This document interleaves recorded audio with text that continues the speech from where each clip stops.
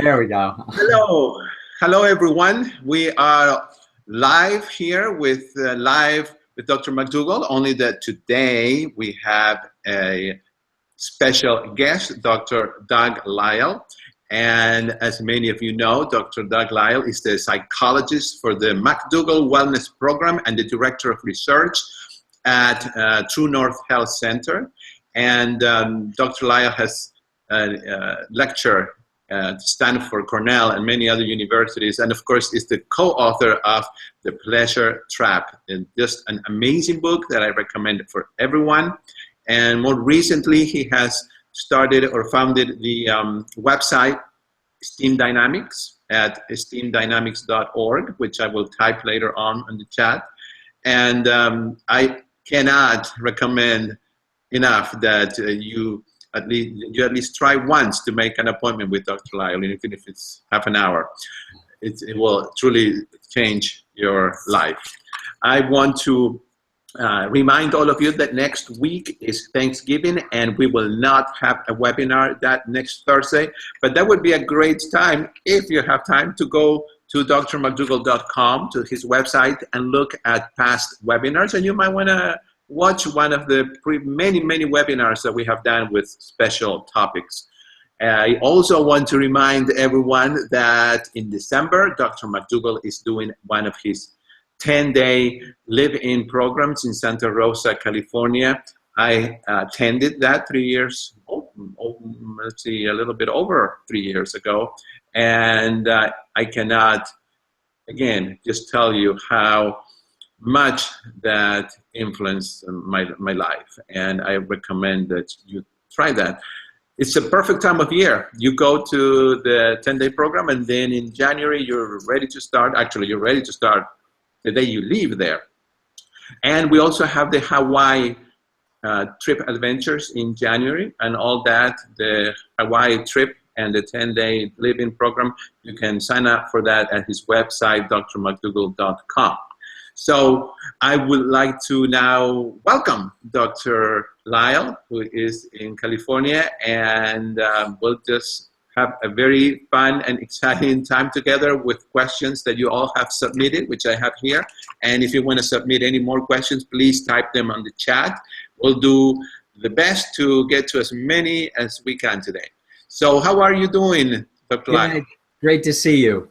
Yes. Hey, Gustavo, you're a genius for getting this computer fixed. People have no idea how good you are. Oh, wow.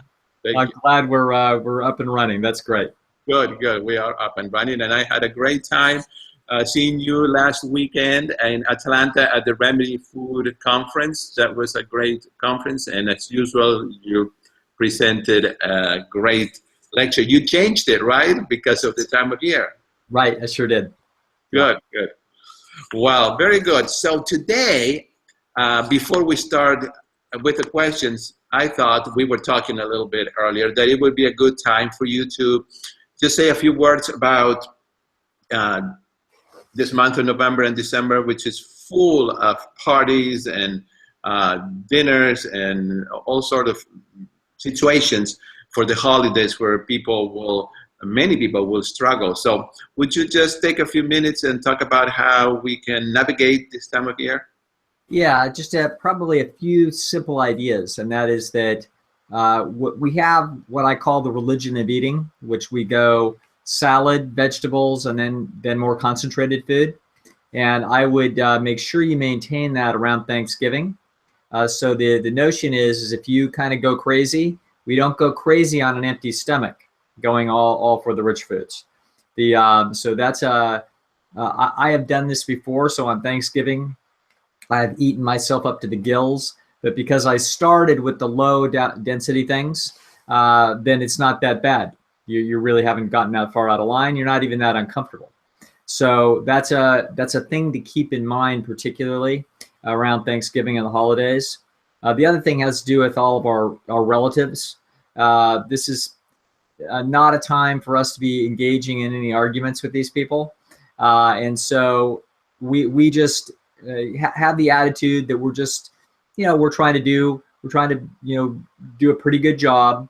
And that if they cross-examine us and they give us any any arguments, we say, well, they probably got a point. You know, who really knows? And I'm not sure that these people are right about everything, i.e. Dr. McDougall. Which the notion is, I think that these are some good ideas, but I'm not sure they're right about everything. And if we give that kind of little bit of opening to the notion that we don't have all the answers and they aren't all wrong, then we can get a lot of peace in the house around any of these kinds of discussions. So it's not worth the trouble. It's much easier to just slide past these things than it is to take them head on, unless you have Dr. McDougall's personality, at which point they asked for it.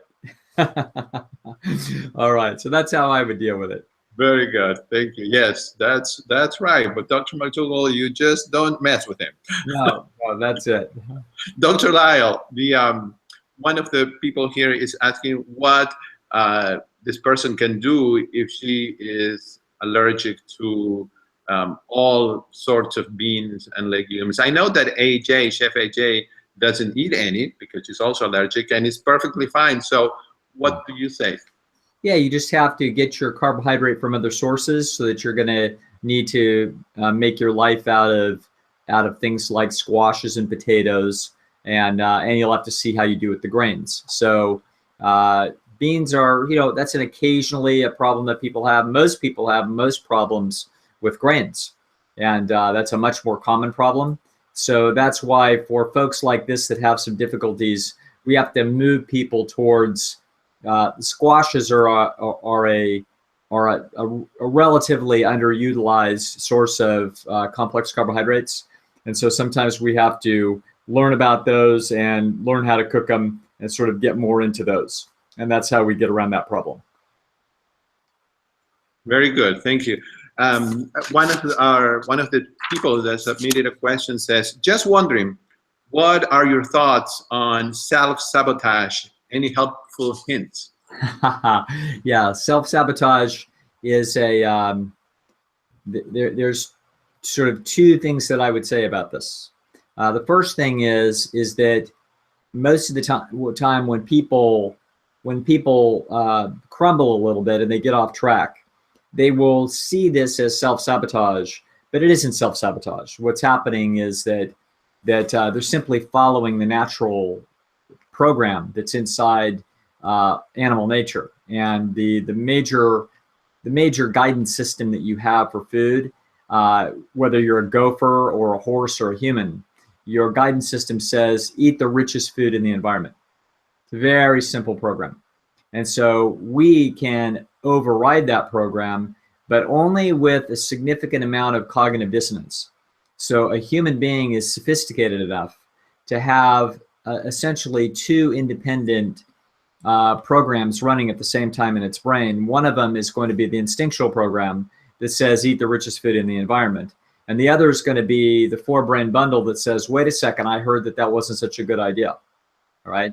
And I heard that this is actually going to undermine my health and undermine my fitness and happiness and attractiveness. So wait a second, I shouldn't be doing this. But folks, that's all learned. None of that's instinctual.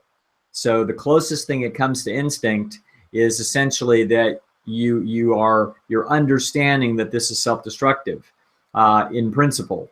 And so your self-protective instincts then rise up and make this part of your motivation to try to avoid this problem. But this is not a natural problem. This is an unnatural problem. And therefore, you will generally lean towards the natural solution, which is to eat the richest food in the environment. So when you do that, this is not being self-destructive.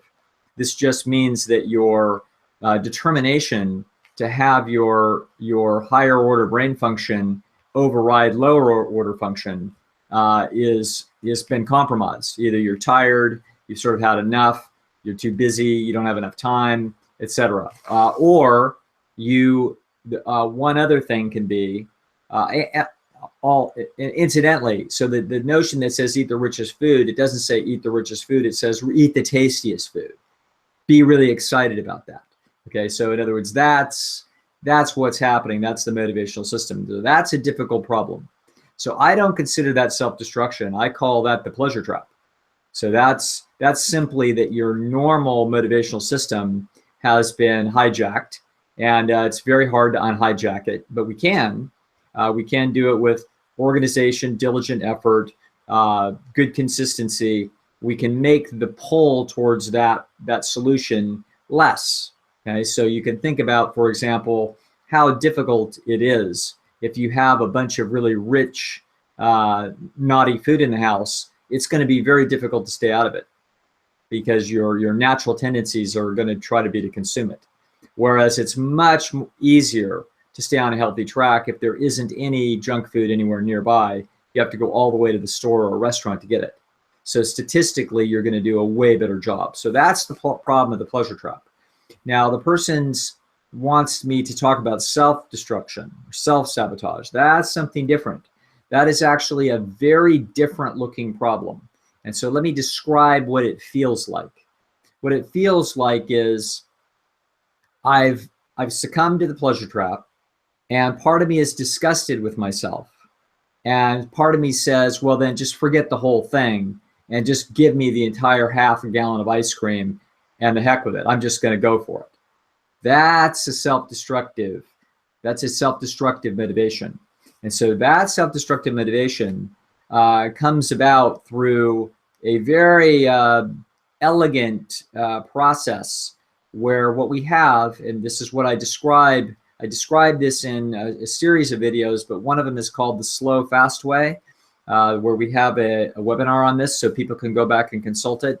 But the notion is that if you, let's suppose that you had a parent of a child, and that child was a pretty good student, got mostly A's but a few B's, but was a smart kid, and the parent said, you should get, you're a straight A student, you should get straight A's. Now, if the kid is not sure that they can do it, what they will do is that they will oftentimes completely flunk out. They will make it very clear to the parent that they are not trying. So they did not then fall short of expectations. They kicked over the table and didn't even try. That is a way to save their status with the parent, because the parent has the expectations too high. The child cannot reach those expectations. And so what the child does is go on strike and completely blow up the entire operation. Okay, so this is not an uncommon, this is self-destruction. This is self-sabotage. So this is the kid that's expected to ace the SATs and get into Harvard or Yale at his high school, knowing that he's not going to ace the SATs because he's taken practice tests and he's fallen short. So he's not going to get perfect scores. So what does he do? He goes and gets drunk in front of 15 of his friends the night before the SAT. This is a way to make sure that you have protected your status against the fact that your performance is not going to be living up to standard. Now, the same thing can happen is that the expectations don't have to come from the outside. They can come from the inside. So we have an internal audience that has expectations for us. And those expectations can get set by the fact that you may have done 3 weeks pretty well on the McDougall program, or you may have done 3 months pretty well on the McDougall program. You may have done 6 months well on the McDougall program. And then when you start to get off track, a very interesting thing happens. And the interesting thing happens is that we have now disappointed the internal audience, and we now are not so sure that we can get back on track and be perfect, because we feel that we're struggling with the pleasure trap. So we're actually in some hot water. We're not so sure that we can do it. And as a result, what very often happens is the individual then goes on a self-destructive bender. And they essentially are showing to their internal audience, I'm not even trying. Okay, watch me while I clean out this entire pumpkin pie and a whole bunch of Haagen-Dazs ice cream. Why? Because I'm not trying to be on the McDougall plan. I'm not, and this is self-destruction. And so what this comes from is it ultimately comes from the internal audience accepting a standard that is too high and not respecting how difficult the pleasure trap is. Okay, if we truly embrace and understand how tricky the pleasure trap is, and how it seems like we should just be able to walk away from the pleasure trap. We should just be able to hear a lecture by Dr. McDougall and call it good, okay? But that is not how it is. It is a very slippery, devious trap. And so as a result, when we have had some success with it, it makes sense to us that we should be consistently successful, that it shouldn't be a problem. We forget how slippery this trap is. And so once we get back into it, very often we disappoint our internal audience. And now we kick over the table and we act self-destructively. So this is the roots of self-destructive motivation. And we need to stop this process by essentially honoring how difficult the pleasure trap is, and to understand that once you've teased our way back into it, we're going to have a multiple day fight, probably several days before we actually are even allowed to get back in the groove. And so we have to fight our way back in the groove. We can't just flip a switch. And so that's how I would let people know you are going to have to fight. If you wander off course and you're in a little bit of hot water, accept the fact that it is a remarkable achievement to get out of this thing. It is not an expected achievement. It is a remarkable achievement. And if you've done it before, it did not come easily before, and it won't come easily now. And so don't set the bar too high and kick over the table. Instead, respect yourself and have your internal audience, educate that internal audience in the way I'm trying to help you educate it right now, by saying it's not expected that you get out of the pleasure trap. It's a great achievement to get out every time you get out of it. So that's how, and it takes us several days to get yourself out. It is a remarkable achievement. I have to agree with that. I do webinars every week with you, with Dr. McDougall, with Chef AJ. So I'm constantly, and I go to lectures and conferences. And one of the things that I want to say that helps me, I don't know if it'll help people out there, is that I constantly, I'm rereading books. I have, 100 books over there. Watching movies, because it's so easy. It's such a slippery road, what you said, that we have to be constantly reminded. And of course, if it's possible to attend conferences and any other events where you're surrounded by people and hear this information over and over and over again, really helps. Talking about over and over and over again, I heard your lecture, Getting Along Without Going Along, many times, and it doesn't matter how many times I hear it. I always get something from that, Dr. Lisle, and it's a brilliant lecture. And one of the people that submitted a question said, what do I do? One of the things you say in that lecture is when people ask you, where do you get your protein, or where do you do this, and all that kind of stuff. You say, well, just mention or say, I'm just trying this for a while and see if it works. It's working right now. But what about someone that has people that know them and they've seen them now for a year or so and the transformation, and they're still giving them a hard time, and you cannot say anymore, well, I'm trying it for a while, because now you've been doing this for a year or two. Right. What would you say? Yeah, I would still say that. I would still say, well, it's still, not everything's perfect. And, I'm still learning, and I'm still going to try it a while longer. Okay. And so we kick the thing out over probably another 3 months. And this is how we put people to sleep. So there is nothing as permanent as the recurrent temporary. We just keep making a temporary statement, and then we put people to sleep with this. So, well, when do you need to eat meat? I know that you do. It could be a problem. Well, you're probably right. Probably right. And, I'm still working on some things, and I'm going to give this a little more try and just see how it keeps going. Very simple. We're not confronting. They insist that we're wrong. We just agree with them. Yeah, you're probably right. Right. We'll just see how it goes and leave it alone. I have learned that this is at least as bad as any religious or political disagreement, that you'll ever see. This is very threatening to people, and they believe consciously like they are concerned for your health, which they're not particularly. Probably about 5% of their mind or 3% of their mind is concerned about your health.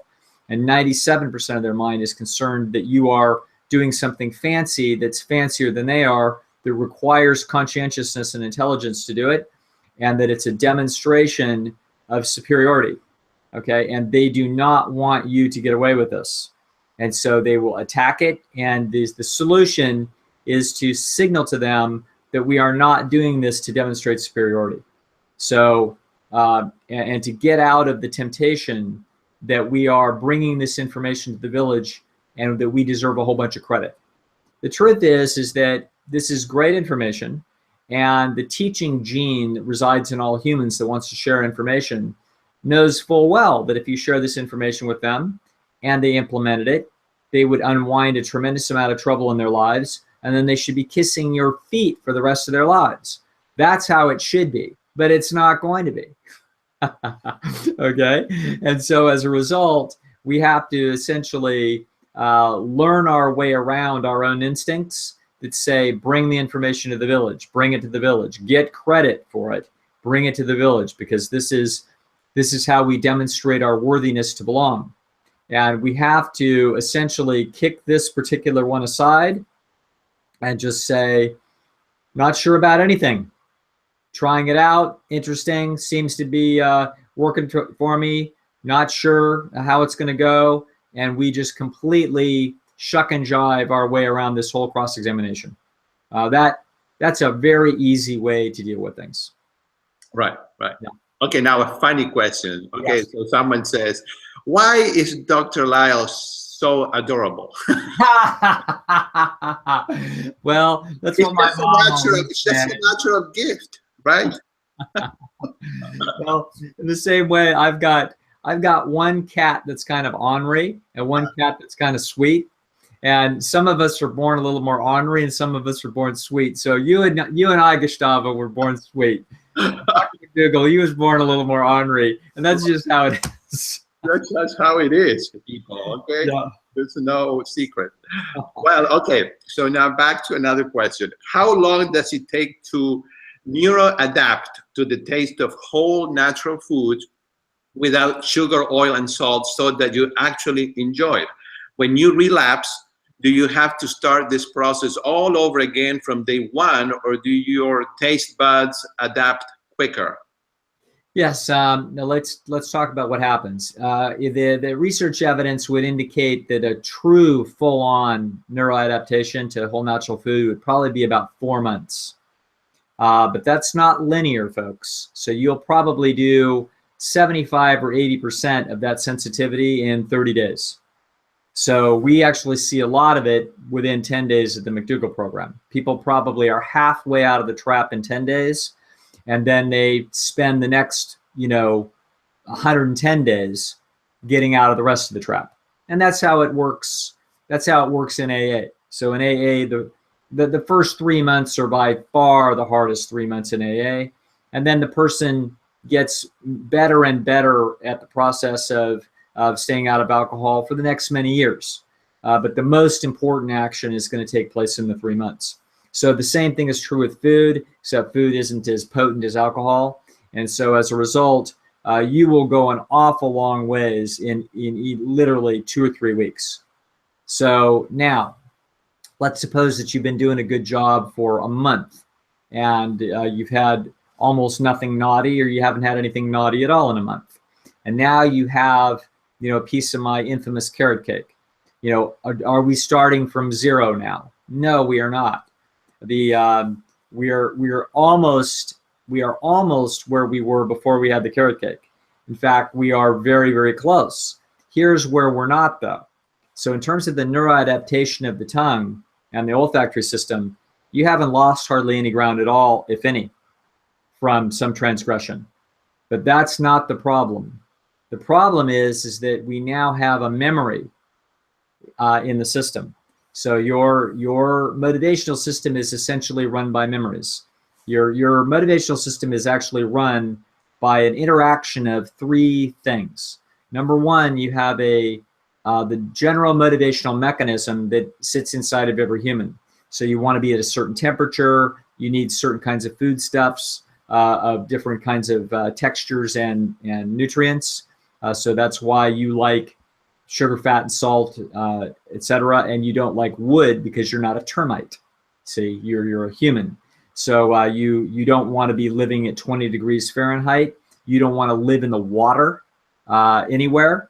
So you're a human being, and therefore you have a universal value system that makes you a human.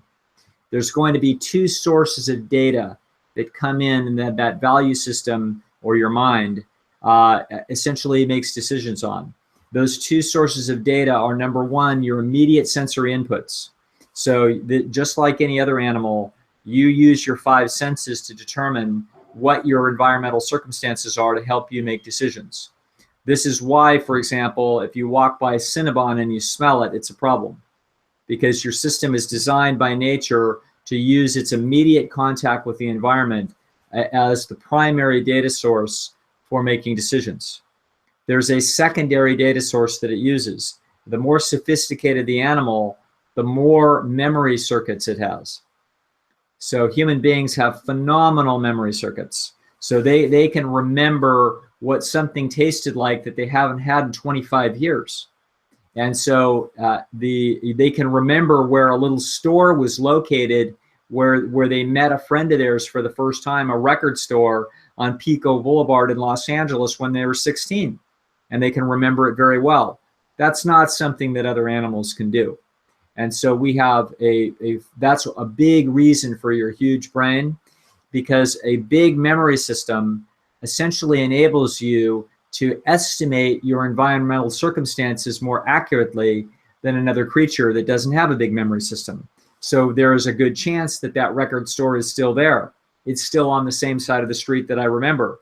It's about the amount of square footage. You see what I'm saying? So if you're a human being and you have a tremendous memory system, you essentially have a better map of the environment than if you didn't have any memory system at all. So if I can remember that a mile down the river and across the way, the cherries come in at about April, when the sun is about so high in the sky.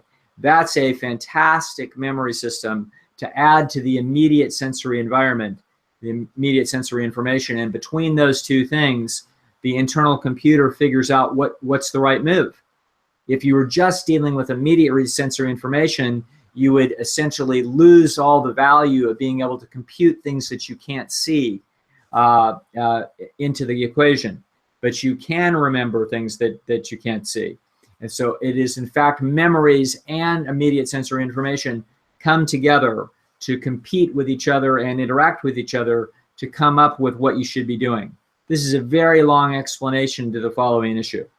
And that is that if you eat a piece of carrot cake today, then tomorrow you're going to remember that carrot cake, and you're going to remember it very well. And you have the memory systems create images. That's why we call it your imagination, that you actually can have an olfactory. You can almost smell it, and you can almost taste it, and you can definitely see it. You could actually even hear your fork clanking on the plate a day later, that you can almost recreate that experience. And so as a result of this, those memories are very hot. In other words, they're really vivid if they happened yesterday. And as a result, it's as if they are almost in the sensory environment. Well, the sensory environment is the thing that's going to pull you the hardest, because that's your natural programming. But if it's really hot in memory, it's pulling pretty hard as well. Now, if you haven't had a piece of carrot cake in a year, it's not pulling very hard. It's in your memory, but it's very faint, so it's not having as big of impact. So the problem with the pleasure trap, or with stumbling and having a little relapse, the problem is not the neuroadaptation of the tongue. That's not what gets you. This afternoon, when you get hungry, whole natural food will still taste very good. The problem is that the memory is now red hot, and you're very likely to circle back around there tomorrow and have another piece of that carrot cake, okay? And then that means the next day we're likely to have a piece of the carrot cake. Now when we build a chain of transgressions, now we're starting to cause the neuroadaptation of the tongue. That's how that's going to work. So it's useful for people to know that when you wander off course, the danger is not that the tongue neuroadapts. The danger is that we're going to set up a repetitive self-reinforcing chain of a transgression. And so that means when you wander off the reservation, the most important thing that you do is that you slam on the brakes and realize you're going to have to fight this for about 3 days. Okay? 3 days in, the memories are starting to fade very significantly. And so by the 4th day, they're back down to a very sane and reasonable level. So it's useful for you to know that if you wander off, which we're all going to, unless you're Alan Goldhammer, or AJ, so these people don't wander off anywhere. But if you're the rest of us, you're going to wander off. But when you wander off, you need to know, okay, now I need to pay the price. The price will not be that I won't like tasty food. I will still like healthy, tasty food, but I will have a calling to me from my memory circuit to eat that rich food again. And that one I need to gut it out until it quiets down. And so I'm going to face a few days of challenge. And that's the challenge that we need to face. Right. It's time limited. Exactly. Okay. Yes. Very good. Somebody's saying they want carrot cake now.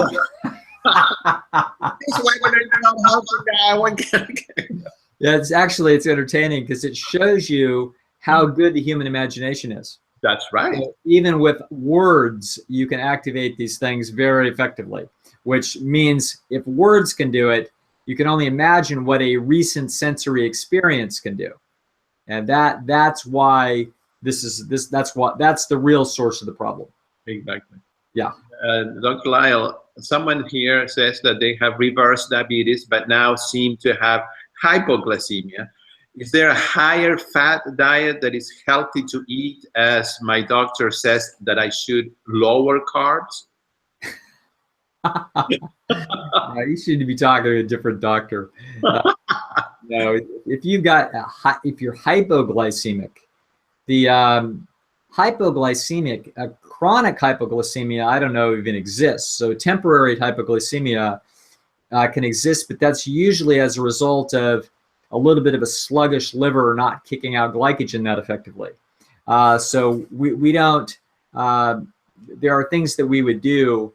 I would want to know whether the person is getting any kind of regular exercise, because that is probably a useful thing to get the liver used to kicking out glycogen more often. But we definitely don't move towards a higher fat diet to try to get the person sicker so that their blood sugar levels go up so we can mimic a little bit of diabetes. No, this is not what we do. So if the person, I can actually remember one case many years ago at Trinity Health Center where we had a woman that had some sort of chronic intermittent hypoglycemia for probably 20 years. And we were convinced that this was a bit of a congested liver. That's typically what we see. And so we fasted her, and she actually had to come for about 3 or 4 years. She fasted once a year for about 3 or 4 years for about 7 days or so.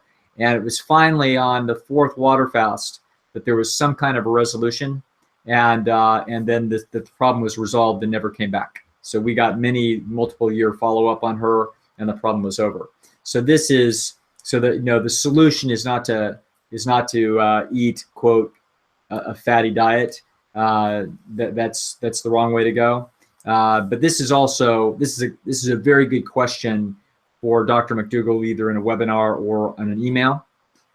He might have some dietary suggestions, but I'm pretty sure it won't be adding olive oil to anything. Right. Yes. An interesting question here. Let's see. What does true hunger feel like? Is there a difference between true hunger and emotional hunger when it comes to whole foods? Sometimes my stomach is full, but my mind wants more. Yes, there's a reason why the hunger drive is going to be complicated, and there's going to be multiple motivational systems that are going to be involved. So let's look at what happens as people get full on whole natural food and why they still might be hungry. You have to appreciate that there are really two major motivational systems that are the important mechanisms to satisfy in life for any animal, and that's food and sex. So as a result, what we're going to see is that food, this is like a really big deal. It is very important. And as we sit down and we seem like we're finished eating, the system is still saying, well, is there any food around? Is there any more profit that we could possibly biologically help ourselves if we ate a little bit more? If we have some options, which of the ones should we be eating? The system doesn't say, oh, well, you've had enough to eat. There's a Safeway store, half a mile from here with plenty of food in it that you're never going to go hungry. Let's get back to your own personal growth programs, do some yoga, read, a new novel or new nonfiction work by Jared Diamond and learn about guns, germs, and steel, and let's become more educated. No, that's not what it's doing. It's saying, is there anything else in the environment that's worth eating? Okay, that's about one of the most important things that it can possibly figure out. And that's what it was designed to figure out. It's going to try to figure out, is there anything else that it can eat that's worthwhile? It scans the environment, and it runs a cost-benefit analysis on mating behavior. And it very likely, if it's in my case, there's nobody in the environment and there's nothing worth, there's no target worth seeking. All right, so this is how it works. I mean, and so as a result now, if that's the situation, mating behavior is more intense and it's more intermittent. There's other motivational systems that are working automatically, like breathing.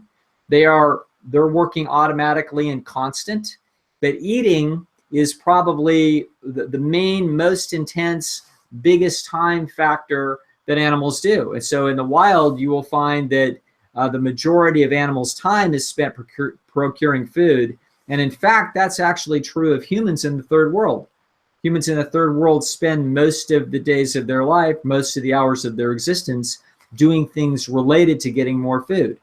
And so it's becoming less true as we get more effective at getting food in those places. But this has actually been the case in the United States as recently as 100 years ago. And so it's no surprise that the motivational system that's built into you is unbelievably interested in food. Okay, so this is, so now when we start talking about this issue of true hunger and what true hunger is, I mean, I've heard these bizarre discussions by non-physiological psychologists taking place and a bunch of speculation about people that don't know. So let's talk about things. When you're hungry, you're hungry. When people say, well, actually, I was just thirsty, I wasn't hungry, that true hunger is in the throat or in the, forget it, none of this is true.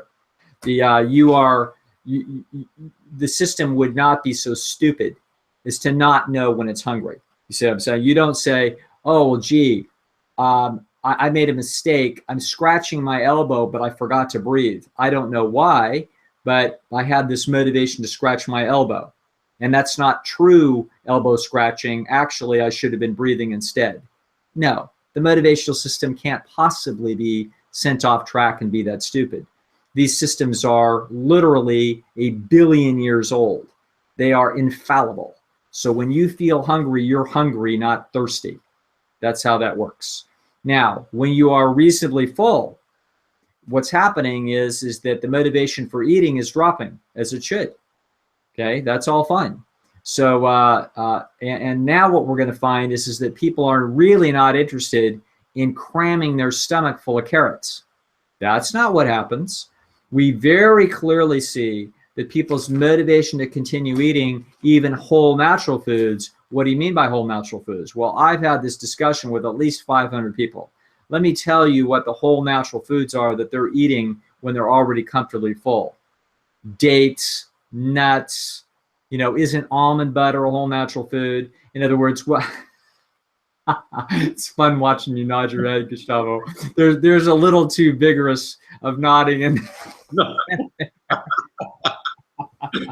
so in other words, what we're going to find is it's going to be high calorie density whole natural foods that are suddenly going to be the thing that's worth eating. And the reason why that's true is that the most dense foods in a landscape are, by their very nature, they're the most valuable. and it's going to turn out, because they're the most valuable, human beings lived in packs.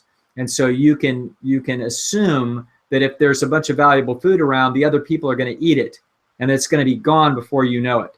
And if you don't know that, then your genes are going to be left off the planet pretty soon. So the genes that made it are the genes that are hyper vigilant about keeping track about where the high density calories are.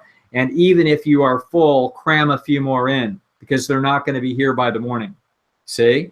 So that's what you're going to see. Right. So now we've ended the mystery as to what true hunger is. It's all true hunger. So what's happening, though, is that even when you're not very hungry because you're pretty full, the system still says, let's look around the environment. Let's see if there's any really high calorie dense foods around. If there are, let's infer that they're probably not going to be here by tomorrow morning, because some other slitherly unprincipled member of the tribe is going to come in and get it. Now, that might be your 4-year-old child, or it might be your wife, okay? But somebody's going to get it, all right? And you intuitively have this feeling that that's a problem.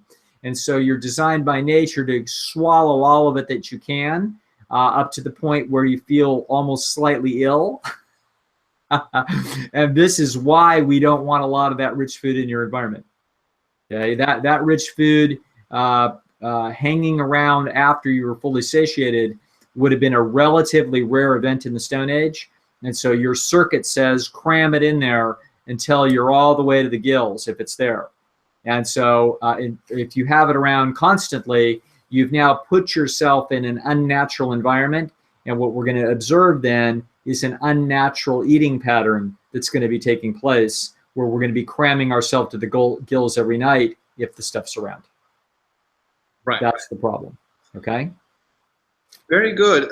Dr. Lisle, inevitably we get questions every time about people that either have high blood pressure and can't lower it on a whole food plant-based diet, or they can't lose weight, they say, or they can't lower the sugar levels. And I'm just curious, because everybody that I've seen attend the 10-day program at Dr. McDougall, the blood pressure comes down in the day or two.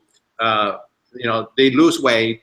Same thing at True North. I mean, so when people say things like that, would Yes. it be really that there is something in the food that they're eating? You would like, for you to be able to tell, would you have to have a diary of everything that they eat every day for a week? What are your thoughts on that? Actually, I can understand. I think I'm not going to say that this is true of every one of these cases, but I would say this is true in at least 80 to 90% of these cases. And that is that folks usually don't understand. They may make changes and they may do a good job for a week or so, and then they wander a little bit off. They're looking for sometimes very fast results. So when I actually explain to people, for example, that the process of weight loss, very smart people who think they know an awful lot and actually are pretty educated, actually are pretty lost about the pace that we might expect weight loss to take place and what might be required to get there. So, for example, a pound is on the order of 3,500 to 4,000 calories. So to lose a pound in a week is pretty staggering. That means that in 7 days, you shed 500 calories a day, which means you ate underneath the requirements to maintain your body weight by 500 calories. That's a very substantial amount to undereat, and to do it consistently for a week, to lose a pound is pretty remarkable. So so it's not surprising that very often people might lose a half a pound a week. So they might lose 2 to 3 pounds in a month. Well, 2 weeks into this, when it appears they haven't lost anything, that they've gone from 169 to 168 and it really doesn't look like anything's happening, 2 weeks in, they would have thought they would see a very substantial difference in their weight. That, 2 weeks worth of super diligent effort, they should have gone to maybe 163. Maybe they would have lost, 4 or 5 pounds in a couple of weeks. They're not understanding it's a lot more subtle than that. and that the pace of weight loss on the order of, for example, 2/3 of a pound a week is actually quite substantial.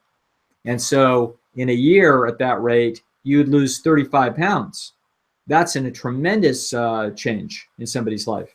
So one of the reasons that happens, one of the reasons we get these discussions is because people don't understand actually the speed of change.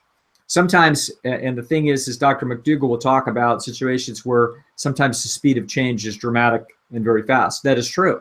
So sometimes you will get people that go from a really rich diet and they're way overweight, they go to a McDougall diet and they lose 2 pounds a week.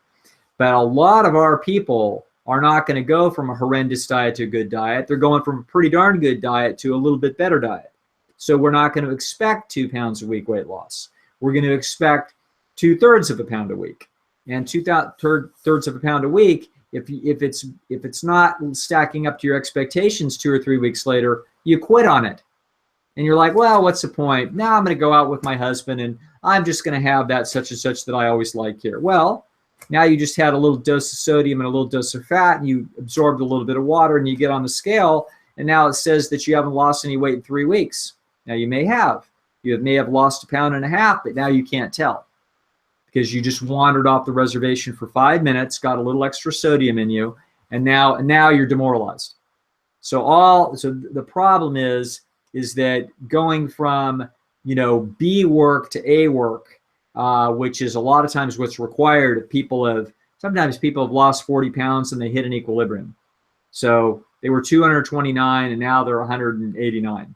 And they still have 40 pounds to lose, but they've hit sort of an interesting equilibrium biologically. And they've done this by doing B work. Now, the truth is that they're going to have to do A work. If they're going to get to 149 pounds, it's going to be A work. And so they do A work for a week or 2 or 3, and that now not that much changes.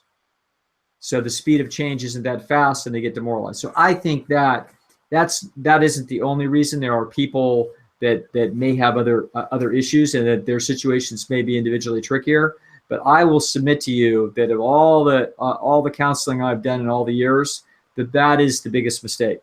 So it's not like they're lying to us. It's not like they didn't really try. It isn't like they weren't significantly diligent. What they had was their expectations significantly violated, and therefore they did not remain diligent because they didn't believe in it. And that's the biggest problem that I see. All right. Okay. We're coming to a close, Dr. Lisle. I just want to mention to everyone watching, I do see your questions here in the chat. I also have like 500 questions here that you submit. So, it is just not possible to fit them all in, but please be patient because every second Tuesday of the month, we do a webinar, Dr. Lisle and I, as part of the Dr. McDougall series. And if you keep logging in, your question will be asked. Also, you can send your question ahead of time to webinar@drmcdougall.com, which I just put on the chat. And I try to keep a balance between your questions and the questions that some people have already submitted. And that's how we go. So we will not be able to answer all the questions today, but hopefully we will as we progress. One more question, Dr. Lisle, and this one has to do with people. Well, I'm just going to read this here. Someone wrote and said that they have joined a group which follows a whole food plant-based diet with no sugar, oil, flour, salt, but they still are constantly thinking about food. What I will eat next, when can I eat again, where to shop for various foods, and she or he buy foods that they already have because they look good, new, interesting. When I finish eating breakfast, I can't wait until lunch, and after lunch, I can't wait for dinner. I think about food all through the day, all day long. I eat plenty, don't restrict portions or count calories. How do I get over this food obsession? Oh, well, that's a little bit interesting. I think that I'm not sure what they're going through, and it's possible that what they've got is they've got some dissonance in the fact that they're searching for maybe some of the richer foods, and the saltier and sugar foods in their recent history. And so they're actually in some cognitive dissonance. In other words, the system, the part of their mind is saying, we're on this new path, this is what we're going to eat. And then their memory circuits say, wait a second, I'm not so sure this is the right thing. And so they wind up, once again, this now, when there's a conflict between two motivations, it's gonna, you will see that conflict in your consciousness as you'll see evidence go back and forth, and it's stirring up the system and making you think about it because it's trying to determine the right thing. So if this is, for example, if you're trying to buy a new truck and you talk to the Chevy people and you talk to the Ford people and you're having a hard time deciding, you're going to be tossing and turning about this and really thinking about it. So I think that this person is in a transition process where they are getting used to this idea, and that they have not quieted down all of the questions that their Stone Age brain has about whether or not this is really a good idea. And as they become more acclimated to the food, and this becomes more of a habit pattern, and we are not questioning whether or not this is what we're going to be doing, this should quiet down to the point where you're not obsessing about food any more than you obsess about anything. Right. Okay. Very good. Well, thank you. We have almost used an hour, and of course, it just flies by because sure does. Christine, thank you so much. You are some of the most brilliant minds that I know, and we all are very lucky to have you here. Thank you, Dr. Lisle. We look forward to seeing you the second Tuesday of December. And I do, and I know everybody here wants to wish you a very happy holiday and Thanksgiving. Oh, it's great to be here. It's great to see you, as always, Gustavo, and glad to have that we were able to make it all work today. Very good, very good. I just, very briefly, I want to show everyone, well, I don't know if I will be able to, let's see if I can do this. I want to show everyone really quick the website for Dr. McDougall, so that if you're interested in this, you can go there and you can go under programs here, and you can go to the 10-day living program, and from there you can see the schedule, you can see an example of the schedule, you can see the brochure, and sometimes you can even see the recipes, although the recipes are here as well. And from here you can go ahead and add to cart, select the date, and sign up for one of the 10-day programs, and I hope that you will consider that. And with that, we will close the webinar, and I wish all of you happy Thanksgiving. We will see you all in 2 weeks. Thank you, Dr. Lisle. Bye-bye. Thank you. You bet.